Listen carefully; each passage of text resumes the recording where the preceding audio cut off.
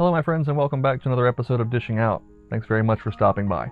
Before we get started, if you've not already hit that subscribe button and click the bell for notifications, please do so now. But on with this week's video. You know, on a mild fall afternoon like this, there are a few thoughts quite as tempting as settling down to a warm bowl of spicy comfort food for dinner.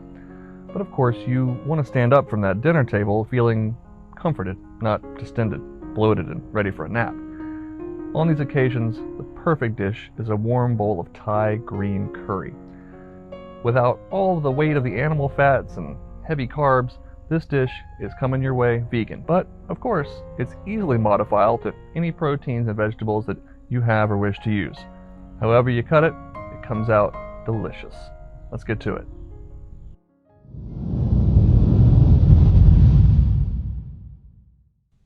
We will begin with our protein of choice, which is 8 ounces of extra firm tofu, which we would like to make even more extra firm. And we'll do that by cutting it into bite-sized pieces, laying it out on some paper towels, covering it and pressing it in order to get as much moisture out as possible. We'll do that by placing a cutting board over top and putting the heavy pan on top of that to press the moisture out.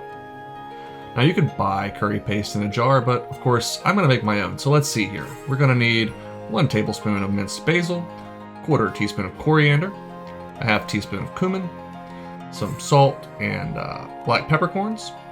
Gonna need a couple of chilies. I'm using serranos. See some lemongrass, 1 stalk, tablespoon of ginger, some green onions, 3 garlic cloves. Let's see here, some lemon juice, about half a lemon, the zest and juice of 1 lime, tablespoon of olive oil, and 1/2 tablespoon of maple sugar. Get all that processed and put into a blender.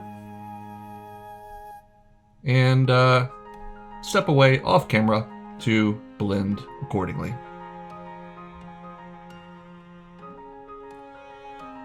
Alright, put that in the fridge to let those flavors get to know one another. And now our tofu is ready to cook. Go ahead and set your oven to 400 degrees. Toss your tofu pieces into a bowl with a teaspoon or so of oil and about a tablespoon of soy sauce or tamari. Make sure that's well coated and add in about a tablespoon or so of cornstarch. Stir that to coat the outside of your tofu. Try not to break them apart. And get them onto some wax paper, aluminum foil, something like that. And okay, just put it on there, man. It doesn't have to be perfect. Get that into the oven for 30 minutes. And now let's consider our vegetation. We'll be using some snow peas. You could use sugar snap peas, 1 red bell pepper, 1 zucchini, and some impossibly thin carrots. Begin by cutting your bell pepper. That's the wrong way, dude. There we go. Yep. Cut your red bell pepper into bite-sized pieces. Once that's done, we're going to go ahead and cut our zucchini also into bite-sized pieces. This is kind of like a stir fry, so we want everything to be easy to eat. Once you've got those cut up, we're going to peel our carrots, and this first one I'm going to go ahead and peel down to almost nothing and use that for a garnish. We'll make that by putting those long, thin peels into a bowl of ice water so that they stay fresh and curl up. And then we'll go ahead and take our other 2 carrots and just cut them thinly on the bias. Once you've got all your vegetables prepped, we can move on to our rice, but we're using cauliflower for a low-carb rice side dish. So go ahead and peel off those really tough outer green leaves, cut it in half, and then cut it into quarters. From here, use a box grater to shave it down into a nice rice-sized shape. Now, you could definitely use frozen, but of course, I'm filming a cooking video, so doing it homemade. Add a couple tablespoons of oil to a non-stick skillet over medium heat. Put in your cauliflower and cook for about 5 to 6 minutes, seasoning with some pepper. You want to go ahead and get this soft, but don't overcook it down into mush. Season with a tablespoon or 2 of soy sauce, and once that's all evenly distributed and the cauliflower is cooked through, go ahead and put it aside and reserve. Another tablespoon of oil goes into your skillet, and you'll add in about 3 tablespoons of your green curry. Cook that out for 2 to 3 minutes, letting that garlic and ginger kind of soften a bit and get fragrant, and add 1/2 cup of full-fat coconut milk, along with 1/2 cup of veggie stock. Once that's come up to temperature, we're going to go ahead and put in the veggies that are going to take the longest to cook. That's carrots and peppers.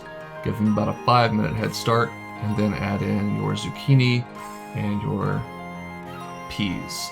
Those only take 2 to 3 minutes to cook through.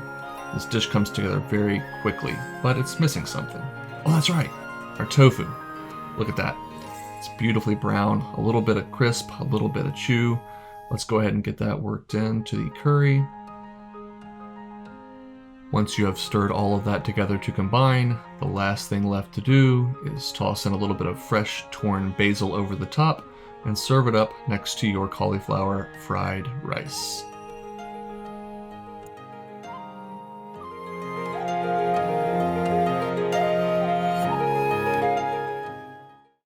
Well, that bowl was prepared for my fiance, so you'll have to forgive me for being rather crude and just sampling it out of the pan in front of you, or in front of me, I should say. I'm excited about this tofu. Let's give it a crack. Oh yeah. If I didn't know any better and no one told me, I could believe that was a piece of chicken. It's chewy, but tender. What you looking for, Anubis? Can't have it. The veggies are still crisp, but they're just tender enough. They've been warmed through and cooked. And surprisingly, I mean, there's heat. I definitely have a little burn going on in my mouth right now, but it's not overwhelming. I'd love for you to make this and tell us what you think. Drop us a comment, like, and subscribe. As always, thanks for watching, and go make something spicy and delicious.